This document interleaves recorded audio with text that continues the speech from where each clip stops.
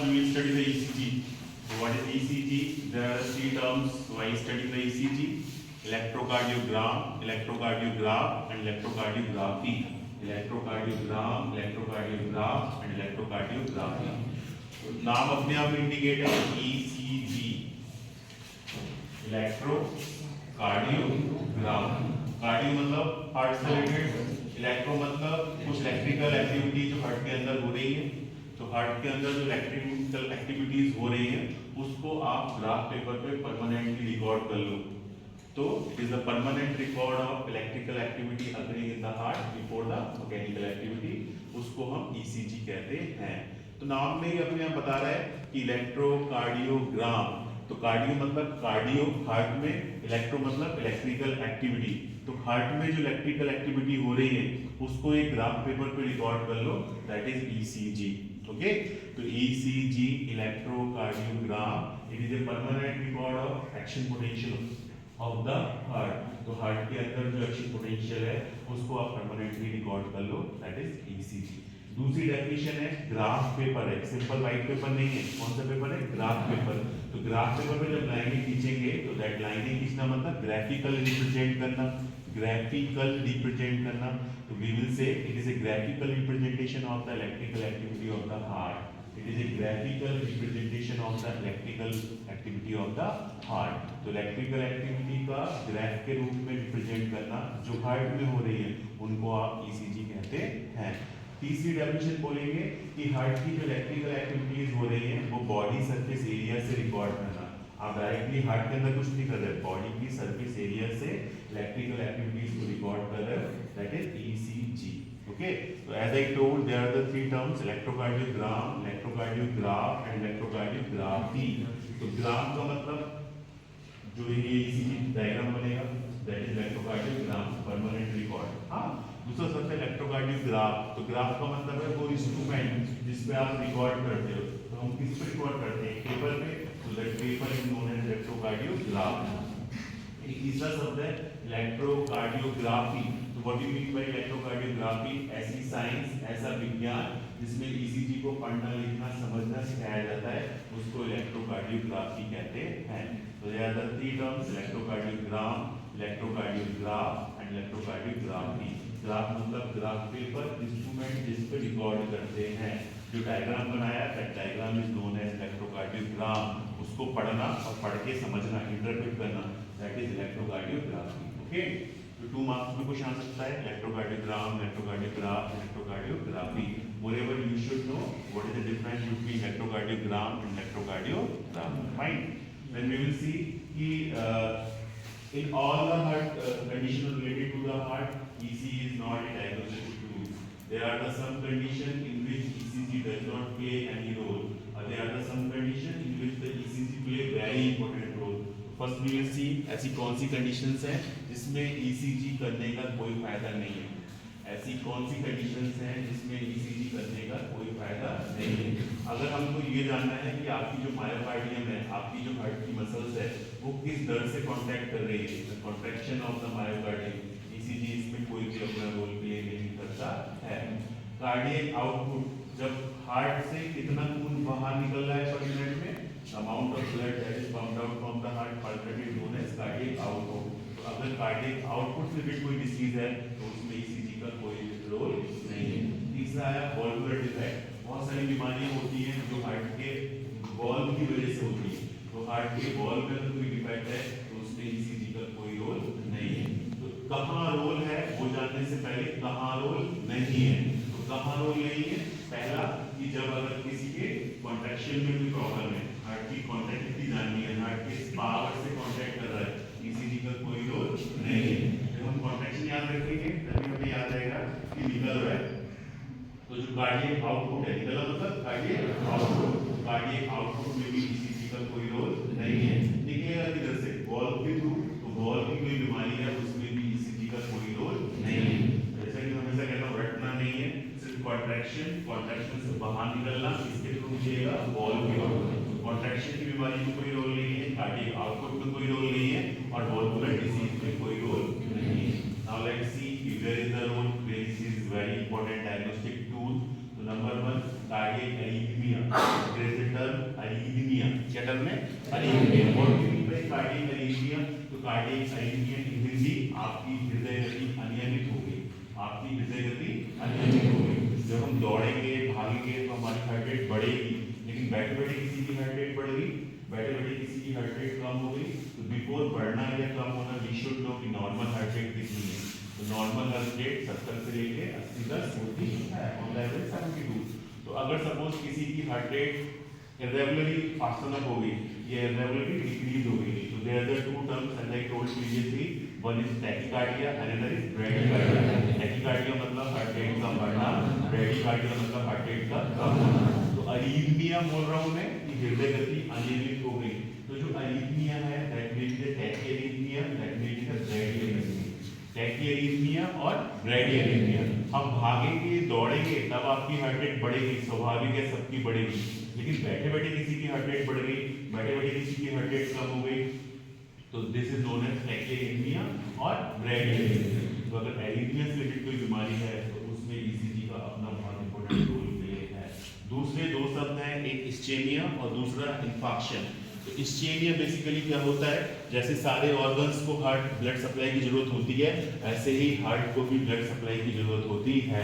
There are the arteries, these are known as the coronary arteries. Which arteries? Coronary arteries. Coronary arteries के through heart को supply मिलती है। Suppose आप सोचो कि कोरोनरी आर्टरी में कोई दिक्कत आ गई, तो हार्ट पूरी बॉडी को सप्लाई कर रहा है, लेकिन उसकी सप्लाई कोरोनरी आर्टरी के थ्रू है। कोरोनरी आर्टरीज में कोई दिक्कत आ गई तो क्या होगा, कोरोनरी आर्टरी की दिक्कत कैसे हो सकती है, that I will tell you. तो हार्ट के इस पर्टिकुलर पार्ट में ऑक्सीजन मिलना कम हो जाएगी। आर्टरी में दिक्कत आ गई और उस आर्टरी की वजह से हार्ट के एक पर्टिकुलर पार्ट में ऑक्सीजन मिलना कम हो जाएगी, that is known as cardiac ischaemia. अब मैंने बोला कि आर्टरी में दिक्कत आ गई, तो कार्डियक इस्चेमिया का मतलब समझ रहे हो, ऑक्सीजन की कमी हो जाना हार्ट में। क्यों? क्योंकि उस पर्टिकुलर पार्ट में ब्लड की सप्लाई नहीं हो रही है, that is known as ischaemia. Got it? अब इस्चेमिया होती क्यों है? तो इस्चेमिया होने के बहुत सारे कारण हो सकते हैं। तो पहला इंपॉर्टेंट कारण है coronary artery disease. Mustafa just focus on me. पहला इंपॉर्टेंट कारण है coronary artery disease. Coronary artery disease में क्या हो सकता है? I will give an example. Coronary artery है, धीरे धीरे उस व्यक्ति का कोलेस्ट्रॉल बढ़ रहा है, धीरे धीरे उस व्यक्ति का एचडीएल बढ़ रहा है, तो कोरोनरी आर्टरी में क्या होगा, जो रास्ता है वो रास्ता कैसे हो जाएगा, ब्लॉक होने लगेगा। एक पाइप है, पाइप में गंदगी इकट्ठी हो रही है, रोज बाल फंस जा रहा है, ये फंस जा रहा है, वो फंस जा रहा है, तो फ्लो जो है प्रॉपर्ली नहीं होगा। तो जब फ्लो प्रॉपर नहीं होगा तो क्या होगा, ब्लड जितना पहुंचना चाहिए था उतना नहीं पहुंचेगा और उस पर्टिकुलर हिस्से में ऑक्सीजन की कमी हो जाएगी, तो that is known as ischaemia. बहुत सारे कारण है, कोलेस्ट्रॉल का बढ़ जाना, आपकी बॉडी में ट्राइग्लिसराइड का बढ़ जाना, डायबिटीज की वजह से, हाइपरटेंशन की वजह से, और जो आर्टरीज हैं, आर्टरीज में स्पैज्म हो गया, मायोकार्डाइटिस चल रही है। कोरोना के बाद देखा होगा कि बहुत सारे लोगों को हार्ट अटैक आ रहा है, कोरोनरी मायोकार्डाइटिस, कोरोना की वजह से जो हार्ट की जो मसल्स है उसमें सूजन आ रही है। ऐसे बहुत सारे कारण हैं जिसकी वजह से जो है इस्चेमिया हो सकता है। दूसरा टर्म है इंफाक्शन। क्या टर्म है? Infarction. How to pronounce infarction? INFAR, but R is silent. R is silent. That's how we pronounce infarction. Cardiac infarction basically क्या है? So this is the heart attack का जो medical term है. The medical term for heart attack is infarction. Infarction basically क्या होता है? जैसे कि मैंने बोला इस्चेमिया, तो इस्चेमिया में क्या हो रहा है कि ऑक्सीजन की कमी हो जा रही है। जब किसी भी हिस्से में ऑक्सीजन की कमी होगी तो वो हिस्सा डेड हो जाएगा। जिस पर्टिकुलर हिस्से में ऑक्सीजन सप्लाई हो रही थी उस पर्टिकुलर हिस्से में ऑक्सीजन सप्लाई नहीं होगी तो वो हिस्सा कैसा हो जाएगा, डेड हो जाएगा, बढ़ जाएगा, सड़ जाएगा। तो वो डेड हो जाना, that is known as infarction. That is known as infarction. तो infarction is a medical term for heart attack. ठीक है, तो कार्डियक इस्चेमिया, कार्डियक इंफाक्शन। तो ऐसी बहुत सारी डिसीज है, लाइक मिनरल्स की कमी हो जाना, हाइपोकैलेमिया। तो पोटेशियम की जब कमी हो जाती है तब भी ईसीजी की लीड्स में कुछ चेंज देखे जाते हैं। तो मिनरल्स की कमी जैसे hypokalemia, I use the term hypokalemia. Hypokalemia, hypokalemia मतलब पोटेशियम, कैलेमिया मतलब पोटेशियम। तो पोटेशियम अगर कम हो जाएगा तब भी ईसीजी की वैल्यूज में कुछ परिवर्तन देखते हैं। This is the very common disease जिसमें आप ईसीजी का बहुत इंपॉर्टेंट रोल है। तो पहला इंपॉर्टेंट रोल याद रखना है एरिथमिया। एरिथमिया का मतलब क्या है? अनियमित हृदय गति। क्या मतलब है? अनियमित हृदय गति। वो अनियमित ज्यादा भी हो सकती है, वो कम भी हो सकती है, जैसे ब्रेडिकार्डिया, जैसे टैकीकार्डिया। उसमें भी क्या याद रखना है, बैठे बैठे when patient is in the sitting posture in the rest, normally हम दौड़ेंगे भागेंगे सबकी हार्ट रेट बढ़ेगी, लेकिन बैठे बैठे पोस्चर में अगर आपकी हार्ट हृदय गति अनियमित हो रही है तो that is known as arrhythmia. दूसरा इंपॉर्टेंट सब याद रखना है इस्चेमिया और इंफार्क्शन। इस्चेमिया क्या है कि भाई ऑक्सीजन की कमी हो रही है, तो कमी क्यों हो रही है, क्योंकि हार्ट को सप्लाई करने वाली जो आर्टरीज हैं उनमें दिक्कत हो सकती है, कोलेस्ट्रॉल की वजह से, ट्राइग्लिसराइड की वजह से, डायबिटीज की वजह से, ओबेसिटी की वजह से, कमर का घेरा 40 से ज्यादा है उसकी वजह से, होता है सो मेनी रीजंस। तो उन सब की वजह से जो है आपको फाइनली क्या हो रहा है कि हार्ट के पर्टिकुलर हिस्से में ऑक्सीजन प्रॉपर्ली नहीं मिल रही है।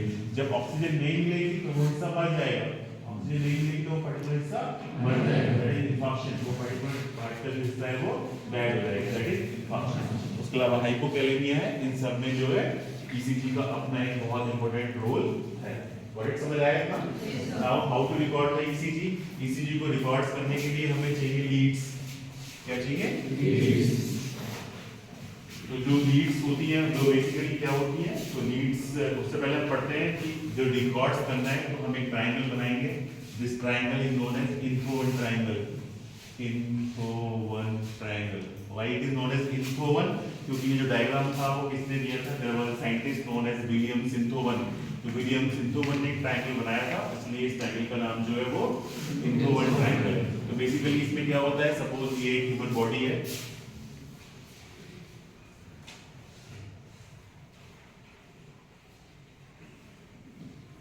आपने लीड्स लगा, लीड्स मतलब इलेक्ट्रोड्स, लीड्स मतलब इलेक्ट्रोड्स। तो आपने इलेक्ट्रोड्स लगाने, एक आपने ये लगाया राइट आर्म में, एक आपने लेफ्ट आर्म में लगाया और एक आपने लेफ्ट इंग्वाइनल रीजन में लगाया। आजकल इंग्वाइनल रीजन नहीं लगाते, लेफ्ट फुट का यूज करते हैं। तो एक आपने राइट आर्म में लगाया, एक आपने लेफ्ट आर्म में लगाया, तो ऐसे करके एक ट्रायंगल बन गया। इस ट्रायंगल के सेंटर में हार्ट रखा हुआ है, एक आपने राइट आर्म में लगाया, एक आपने लेफ्ट आर्म में लगाया, एक आपने लेफ्ट इंग्वाइनल रीजन में लगाया। तो ये एक ट्रायंगल बन गया। इस ट्रायंगल के हार्ट में सेंटर में हार्ट रखा हुआ है। एंड दिस ट्रायंगल सबसे पहले खोजा था किसने? विलियम सिंथोवन ने। इसलिए इस ट्रायंगल को इंफोवन ट्रायंगल कहते हैं। वर्ड समझ आया? तो बेसिकली जो लीड्स हैं वो क्या है? लीड्स बेसिकली इलेक्ट्रोड्स होते हैं। ये दो तरह की लीड्स होती हैं, एक बाइपोलर और एक यूनिपोलर। एक बाइपोलर और एक यूनिपोलर। सिंपल सी बात है, जिसमें दो पोल हो वो बाइपोलर, जिसमें एक पोल हो वो यूनिपोलर। तो जो बाइपोलर लीड्स होती हैं, बाइपोलर लीड्स, बाइपोलर लीड्स या स्टैंडर्ड लीड्स, उसमें तीन तरह की लीड होती है, लीड 1, लीड 2 और लीड 3। उसको लिखते कैसे हैं? उसको रोमन लेटर से लिखते हैं, capital Roman letter, lead 1, lead 2 और lead 3। This is bipolar lead. तो इलेक्ट्रोड्स जिनकी सहायता से ईसीजी को रिकॉर्ड किया जाता है, these electrodes is known as ECG leads. One marks question, the electrodes that record the ECG is known as ECG leads.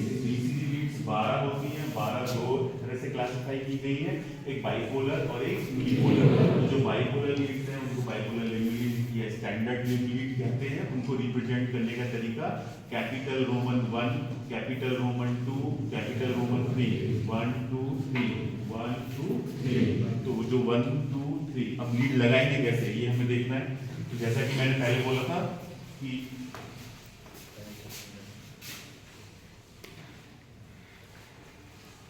ये हाथ है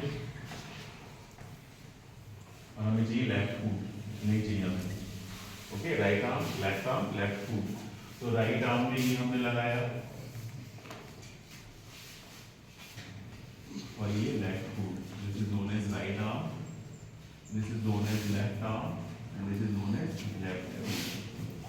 ठीक है, तो ये हमने नेगेटिव लगाया, ये हमने पॉजिटिव लगाया, ये नेगेटिव लगाया, ये पॉजिटिव लगाया। तो ये हो गई first lead,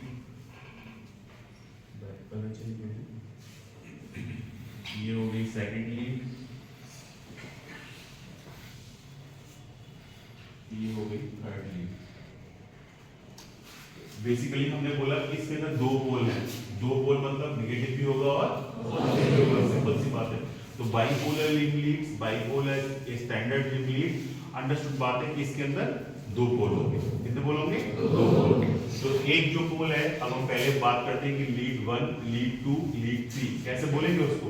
lead 1, lead 2, lead 3। This is lead 1, this is lead 2 and this is lead 3। तो दिस इज बोला तो राइट आर्म और लेफ्ट आर्म राइट आर्म और लेफ्ट आर्म। तो जो नेगेटिव इलेक्ट्रोड है, कौन सा इलेक्ट्रोड? नेगेटिव, वो राइट आर्म पे है, जो पॉजिटिव इलेक्ट्रोड है वो लेफ्ट आर्म पे है। This is lead 1, this is lead 1। Second है लीड 2, जो राइट आर्म और लेफ्ट फ्लैग, राइट आर्म और लेफ्ट फ्लैग। तो दिस इज, ये नेगेटिव इलेक्ट्रोड है और ये पॉजिटिव इलेक्ट्रोड है। This is lead 2, this is lead 2। Third आया, थर्ड इलेक्ट्रोड, तो ये जो है इसमें पॉजिटिव है और इसमें नेगेटिव आएगा। तो this is lead 3, this is lead 3। तो स्टैंडर्ड लिंक लीड या बाइपोलर लिंक लीड, इनकी नंबर 3 होती है। इनको कैसे लिखते हैं? इनको कैपिटल रोमन लेटर 1 2 3 में लिखते हैं। जो 1 है वो राइट आर्म और लेफ्ट आर्म के बीच में है, जो 2 है वो राइट आर्म और लेफ्ट लेग के बीच में है, और जो 3 है वो लेफ्ट आर्म और लेफ्ट लेग के बीच में है। इतना क्लियर? उसके बाद आया यूनिपोलर लीड्स। तो मैंने बोला था कि लीड्स कितनी होती है? 12। लीड्स कितनी होती है? 12। उसमें जो बाइपोलर है उसकी जो नंबर है दैट इज 3। जो यूनिपोलर है उसकी जो नंबर है दैट इज 12 - 6 = 9, है ना? तो उस 9 में फिर से दो तरीके की है, एक यूनिपोलर लिंब लीड और एक chest lead. Unipolar limb lead और यूनिपोलर चेस्ट लीड। तो हमने टोटल पढ़ा leads. What do you mean by leads? Leads का मतलब इलेक्ट्रोड, लीड्स का मतलब इलेक्ट्रोड। Total number 12। तो 12 डिवाइडेड बाई एक बाइपोलर और एक यूनिपोलर। बाइपोलर 3 को 1 2 और 3। Got it? यूनिपोलर फिर से दो तरीके की, एक लिंब लीड और एक चेस्ट लीड। इतना क्लियर? And out. अब जो है unipolar limb lead, unipolar limb lead, इसमें 3 होती है। इसको लिखते कैसे? AVR AVL AVF। How everything? ओ नींद आ रही है? Stand up. नींद आ रही है ना? आंखें क्यों बंद कर रहे हो? नींद आ रही है ना? Stand up. पालन हो जाएगी। AVR AVL AVF। तो AVR, इसमें मैंने R कैसे लिखा है? कैपिटल। AVL में L कैसे लिखा है? कैपिटल। AVF में F कैसे लिखा है? कैपिटल। वो उसी की बात है। जो इसका एक्टिव इलेक्ट्रोड है वो राइट आर्म पे है, जो इसका एक्टिव इलेक्ट्रोड है वो लेफ्ट आर्म पे है, जो इसका एक्टिव इलेक्ट्रोड है वो लेफ्ट फुट पे है। तो हमें कैसे याद रखना है? यूनिपोलर लीड्स होती है, उनकी नंबर कितनी है? 9 नंबर है 9। उनको दो तरह से डिवाइड किया गया है, यूनिपोलर लिंब लीड और यूनिपोलर चेस्ट लीड। जो यूनिपोलर लिंब लीड्स हैं उनकी नंबर 3 है, AVR AVL और AVF। AVR AVL और AVF। R for right arm, L for left arm, F for left foot। इसका मतलब क्या है? जो यूनिपोलर लिंब लीड है उसका जो एक्टिव इलेक्ट्रोड है AVR का राइट आर्म में है, AVL का लेफ्ट आर्म में है, AVF का लेफ्ट फुट में। कौन? Active electrode. समझ आया? Clear? Now we will see the chest lead. कौन सी लीड? Chest lead. तो जो यूनिपोलर चेस्ट लीड्स होती हैं उनकी नंबर 6 होती है। कितनी होती है? 6। यूनिपोलर चेस्ट लीड्स की नंबर 6 है। How many? 6। इसको जो लिखने का तरीका है V1 V2 V3 V4 V5 and V6। Okay? V1 V2 V3 V4 V5 and V6। How will कहाँ लगाना है? ये प्रीकॉर्डियम पे लगाया जाता है। जैसे कि मैंने प्रीवियसली बताया, there is a difference between pericardium and precordium. Pericardium and precordium. What is pericardium? The layer which covers the heart. वो layer covering of the heart is known as pericardium. What is precordium? Precordium मतलब ये chest skin over this region for x region, this is known as precordium. तो ये प्रीकॉर्डियम में लगाया जाएगा। कहाँ लगाया जाएगा? ये बीच में एक हड्डी है, इस हड्डी का नाम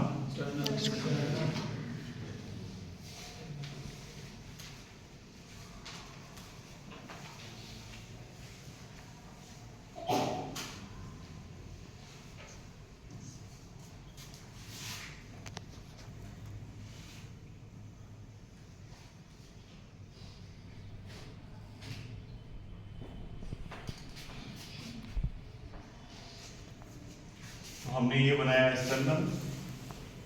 तो ये रिब्स बनी हुई है, ये फर्स्ट रिब है, ये सेकंड रिब है, ये थर्ड रिब है, ये फोर्थ रिब है और ये फिफ्थ रिब है।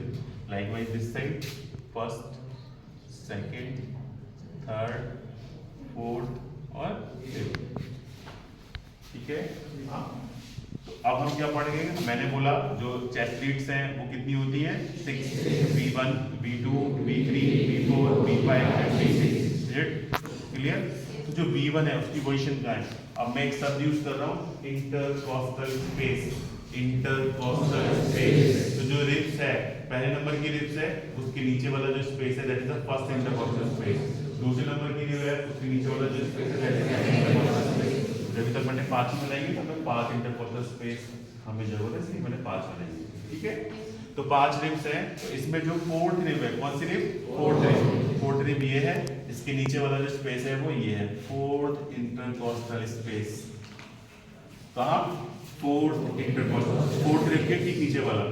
Are you getting this? Fourth intercostal space पे स्टर्नम के राइट बॉर्डर पे, फोर्थ इंटरकॉस्टल स्पेस पे स्टर्नम के राइट बॉर्डर पे। अब फोर्थ इंटरकॉस्टल स्पेस पे स्टर्नम के लेफ्ट बॉर्डर पे this is V1, this is V2। तो आपको लगना है फोर्थ इंटरकॉस्टल स्पेस, तो फोर्थ इंटरकॉस्टल स्पेस जो चौथी पसली के नीचे होगा, जो फोर्थ रिब के नीचे होगा, उस लेवल पे स्टर्नम के जस्ट राइट बॉर्डर पे और स्टर्नम के जस्ट लेफ्ट बॉर्डर पे। What it are getting my point? तो स्टर्नम के जस्ट राइट बॉर्डर पे और स्टर्नम के जस्ट लेफ्ट बॉर्डर पे क्या लगाना है हमको? जो छोटी छोटी ऐसे करके, मैं एक वीडियो दिखाऊंगा जो ऐसे करके लीड्स होती है, कभी मूवीज में दिखाते हैं ना, छोटे छोटे लगाते हैं। तो जो पहला वाला लगाना है वो यहाँ पे लगाना है। कहाँ? फोर्थ इंटरकॉस्टल स्पेस पे स्टर्नम के लेफ्ट बॉर्डर पे, राइट बॉर्डर पे। ठीक है, ठीक है। जो दूसरा लगाना है वो फोर्थ इंटरकॉस्टल स्पेस पे स्टर्नम के लेफ्ट बॉर्डर पे। ठीक है, बचा कौन सा? तीसरा। तो जो तीसरा लगाना है वो V2 और V4 के बीच में लगाना है, दैट आई विल टेल कि V4 में लगाना है एक मिनट। तो जो V3 लगाना है वो V2 और V4 के बीच में लगाना है। V1 समझ आया कहाँ लगाना है? फोर्थ इंटरकॉस्टल स्पेस पे स्टर्नम के लेफ्ट बॉर्डर पे। V2 फोर्थ इंटरकॉस्टल स्पेस पे स्टर्नम के लेफ्ट बॉर्डर पे। V3 V2 और V4 के बीच में, V2 और V4 के बीच में क्या लगाना है? अब V4 का लगाना है, V4 लगाना है फिफ्थ इंटरकॉस्टल स्पेस पे mid clavicular line, mid clavicular line. What do you mean by mid clavicular line? तो ये सपोज क्लेविकल है, ठीक है, तो उस क्लेविकल को हमने ठीक बीच में से काट दिया, उस क्लेविकल को ठीक बीच में से काट दिया, तो जो लाइन गई that is mid clavicular line. तो मिड क्लेविकुलर लाइन पे फिफ्थ इंटरकॉस्टल स्पेस पे हमको लगानी है V3 V4। What it? V4 और V2 के बीच में जो स्पेस है वहां लगानी थी V3। ठीक है, हाँ? अब हमारे पास आया, अब ये शुरू हो गई हमारे पास ह्यूमरस लगी हुई है, तो ये शुरू हो गई एक्सिला, ये एक्सिला। तो एक्सिला के जो आगे छूटी हुई लाइन गई है एंटीरियर एक्सिलरी लाइन, एक्सिला में हमें दो लाइन चाहिए, एक एंटीरियर एक्सिलरी लाइन और एक मिड एक्सिलरी लाइन। मिड मतलब ठीक बीच में से जाएगी, एंटीरियर मतलब आगे से जाएगी। तो फिफ्थ इंटरकॉस्टल स्पेस पे एंटीरियर एक्सिलरी लाइन पे लगानी है कौन? V5 और V6 फिफ्थ इंटरकॉस्टल स्पेस पे मिड एक्सिलरी लाइन पे लगानी है V6। तो हमारे पास टोटल कितनी चेस्ट लीड्स हैं? 6। V1 V2 V3 V4 V5 V6। V1 का लगानी है फोर्थ इंटरकॉस्टल स्पेस V2 का लगानी है फोर्थ इंटरकॉस्टल स्पेस पे स्टर्नम के लेफ्ट बॉर्डर पे। V3 का लगानी है V2 और V4 के बीच में। V4 का लगानी है फिफ्थ इंटरकॉस्टल स्पेस पे मिड क्लेविकुलर लाइन पे, है ना? इज इट और नॉट? और जो फिफ्थ V5 लगानी है वो कहाँ लगानी है? फिफ्थ इंटरकॉस्टल स्पेस पे एंटीरियर एक्सिलरी लाइन पे। ठीक है, 6 का लगानी है फिफ्थ इंटरकॉस्टल स्पेस पे mid axillary line. This is what ECG and leads। ECG क्या होता है? ECG रटना कुछ नहीं है, ये ग्राफ पेपर पे हार्ट के अंदर जो इलेक्ट्रिकल एक्टिविटीज हो रही है उनको रिकॉर्ड करने का माध्यम है, या उनको रिकॉर्ड करना ECG कहलाता है। जो जिसको कुछ भी समझ ना आए, हार्ट के अंदर जो इलेक्ट्रिकल एक्टिविटीज हो रही हैं उसको ग्राफ पेपर पे रिकॉर्ड करना ECG कहलाता है। हार्ट के अंदर जो इलेक्ट्रिकल एक्टिविटीज हो रही है उसको ग्राफ पेपर पे रिकॉर्ड करना ECG कहलाता है। इससे संबंधित 3 शब्द हैं, इलेक्ट्रोकार्डियोग्राम, इलेक्ट्रोकार्डियोग्राफ, इलेक्ट्रोकार्डियोग्राफी। जो रिकॉर्ड करना है दैट इज इलेक्ट्रोकार्डियोग्राम, EQRST। जिस पेपर पे रिकॉर्ड करते हैं उस पेपर को इलेक्ट्रोकार्डियोग्राफ कहते हैं। ऐसी साइंस जिसमें इसको पढ़ना लिखना समझना सिखाया जाता है उसको इलेक्ट्रोकार्डियोग्राफी कहते हैं। ईसीजी हार्ट रिलेटेड बीमारियों में बहुत इंपॉर्टेंट है, लेकिन कुछ बीमारियां ऐसी हैं जिसमें ईसीजी का कोई रोल नहीं है। पहला कॉन्टैक्टिलिटी, दूसरा आउटपुट और तीसरा वॉल्वुलर डिसीज। याद रहेगा, रटना तो नहीं है। कॉन्टैक्टिलिटी, आउटपुट और वॉल्वुलर डिसीज, ठीक है। उसके बाद आया कि ईसीजी का किस में बहुत ज्यादा रोल है, तो arrhythmia. What do you mean by arrhythmia? अनियमित हृदय गति। एरीथमिया का मतलब क्या है? अनियमित हृदय गति। ये दो तरीके की हो सकती है, ब्रैडीएरिथमिया और टैकीएरिथमिया। जब 100 से ज्यादा हो जाए तो दैट इज टैकीएरिथमिया, जब 60 से कम हो जाए दैट इज ब्रैडीएरिथमिया। बहुत सारे कारण है इसके। दूसरा है इस्चेमिया और इन्फेक्शन। इस्चेमिया का मतलब ब्लड सप्लाई कम हो गई जिसकी वजह से ऑक्सीजन नहीं मिल रही है। ब्लड सप्लाई क्यों कम हो जाएगी? जिस पाइप से ब्लड आ रहा है उस पाइप में कोई दिक्कत हो तो that is coronary artery disease. Coronary artery disease की वजह से क्यों हो सकती है?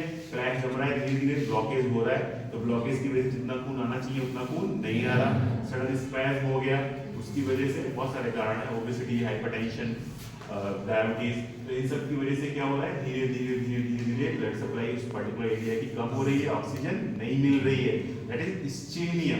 ऑक्सीजन नहीं मिलेगी उसकी वजह से वो मसल्स, वो टिश्यू मर जाएगा, that is infection. Heart attack, infection, ischaemia, infection. What it समझ आई? तो इस्चेमिया, इन्फेक्शन। उसके अलावा क्या है? हाइपोकैलेमिया, मिनरल्स की कमी, तो उसमें भी ईसीजी की जो वेव्स है वो वेरी करती है। इसके अलावा एक और है, दैट इज चैम्बर इनलार्जमेंट। जो हार्ट का चैम्बर है, हमने सुना होगा, बड़े दिल वाला नहीं, बड़े दिल वाला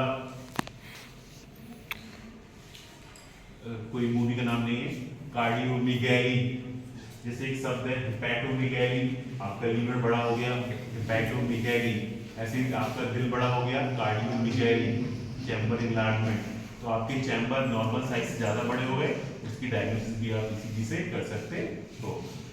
उसके बाद आया ईसीजी रिकॉर्ड कैसे करते हैं। सर्वप्रथम एक वैज्ञानिक थे, उनका नाम था विलियम सिंथोवर। उन्होंने एक ट्रायंगल बनाया, उस ट्रायंगल के मिडिल में हार्ट को रखा। वो ट्रायंगल बनाने के लिए राइट आर्म, लेफ्ट आर्म और लेफ्ट इंग्वाइनल रीजन का उन्होंने प्रयोग किया था। तो रिकॉर्ड करने के लिए जिन इलेक्ट्रोड्स का प्रयोग किया जाता है, इलेक्ट्रोड्स को क्या कहते हैं? लीड्स की नंबर 12 होती है। ये दो तरह से क्लासिफाइड है, बाइपोलर और दूसरी यूनिपोलर। बाइपोलर है, उनके दो पोल्स होते हैं, उनको रोमन कैपिटल 1 2 3 में लिखते हैं। 1 कहाँ लगेगी? राइट आर्म और लेफ्ट आर्म के बीच में। 2 कहाँ लगेगी? राइट आर्म और लेफ्ट हैंड के बीच में। 3rd कहाँ लगेगी? लेफ्ट आर्म और लेफ्ट हैंड। समझ आया? हाँ। उसके बाद है यूनिपोलर, तो उसका नाम ही है यूनिपोलर बिकॉज इसके अंदर एक ही पोल है। इसमें दो तरह की लीड्स होती है, एक लिम्बी लीड और दूसरी चेस्ट लीड। जो लिम्बी लीड है उसको रिप्रेजेंट करते हैं AVR, AVL और AVL से। R for right arm, L for left arm, M for left foot. इसका मतलब क्या है? जो इसका एक्टिव इलेक्ट्रोड है AVR का, वो राइट आर्म में रखा हुआ है। जो AVL का एक्टिव इलेक्ट्रोड है वो लेफ्ट आर्म में लगा हुआ है। जो AVF का एक्टिव इलेक्ट्रोड है वो लेफ्ट फुट में लगा हुआ है। व्हाट समझ आई? उसके बाद में विल सी व्हाट कि चेस्ट लीड। जो चेस्ट लीड की नंबर 6 होती है वो पेरिकार्डियम पे रखी जाती है, ट्रिकार्डियम पे V1, V2, V3, V4, V5 and V6। तो कैसे रखना है? उसके लिए एक पर्टिकुलर स्पेस है, उस स्पेस पे रखना होता है। तो हम स्टार्टिंग करेंगे 4th इंटरकॉस्टल स्पेस पे। तो 4th इंटरकॉस्टल स्पेस पे स्टर्नम के राइट क्वार्टर में V1, 4th इंटरकॉस्टल स्पेस पे स्टर्नम के लेफ्ट क्वार्टर में V2, V3 कहाँ लगानी है? V2 और V4 के बीच में, और V4 कहाँ लगानी है? 5th इंटरकॉस्टल स्पेस में मिड क्लेविकुलर लाइन पे। V5 का लगानी है 5th इंटरकॉस्टल स्पेस पे एंटीरियर एक्सिलरी लाइन पे। V6 का लगानी है 5th इंटरकॉस्टल स्पेस पे मिड एक्सिलरी लाइन। समझ आया? Now we will see the ECG waves. ECG waves.